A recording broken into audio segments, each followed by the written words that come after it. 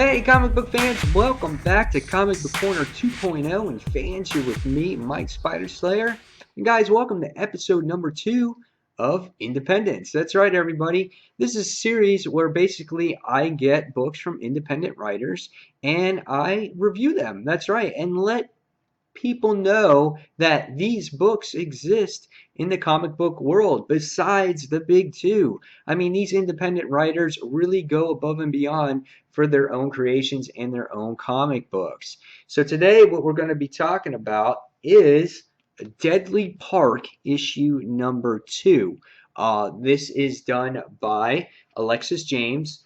He is the creator, the writer, the artist, and the letterer of this particular series.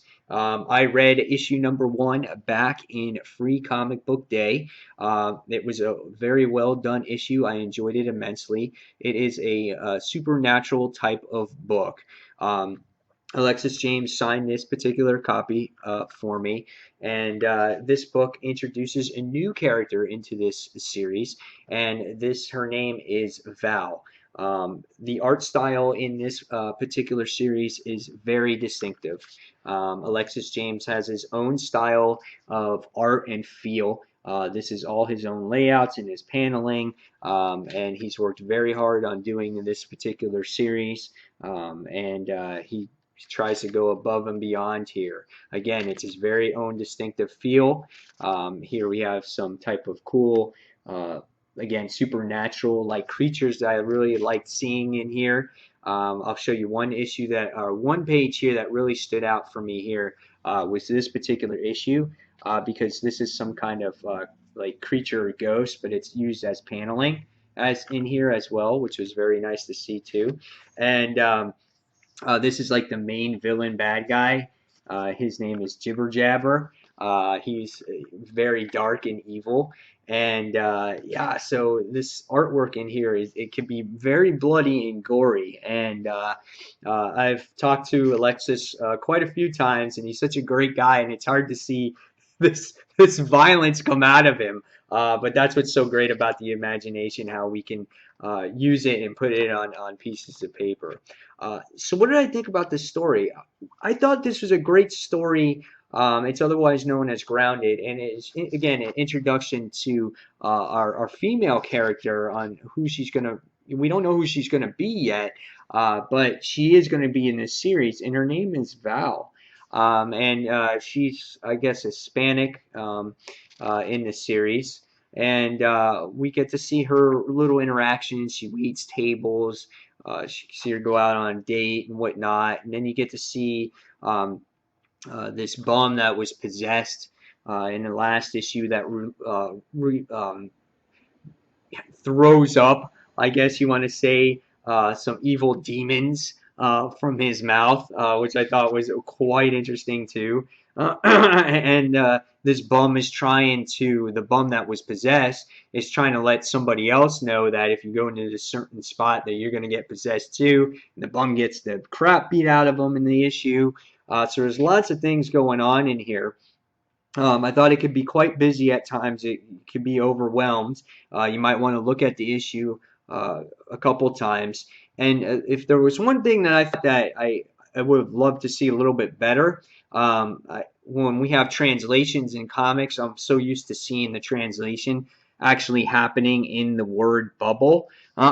So you see her speaking in her language up here, and then you got to look down here for the translation, where you already see it translated in the word bubble with, say, triangles, and then on this bottom it would say translated from Spanish or whatnot. So you're constantly looking back and forth to seeing what she's actually saying in the issue, so it can throw off the flow while you're reading a little bit. But besides that, I liked the issue. I thought it was really interesting, quite gory to see how Jibber Jabber handles his victims here. I love seeing this death scene in the issue. And by the time you get to the end, you get to see our new character Val get into this into this car accident, and she fades in and out of consciousness, and you don't know what's going to happen to her next. So yeah, really cool stuff here. If you guys are interested, you guys can go to whatthefluxcomics.com, pick up your copies of issue number 1 and 2. This way you get a good flow of the book. 3 is coming out very shortly, as far as I know. Again, my only gripes about the book was basically the translation. It could sometimes, the way the paneling was laid out, it could be a little bit confusing to navigate through the issue at times.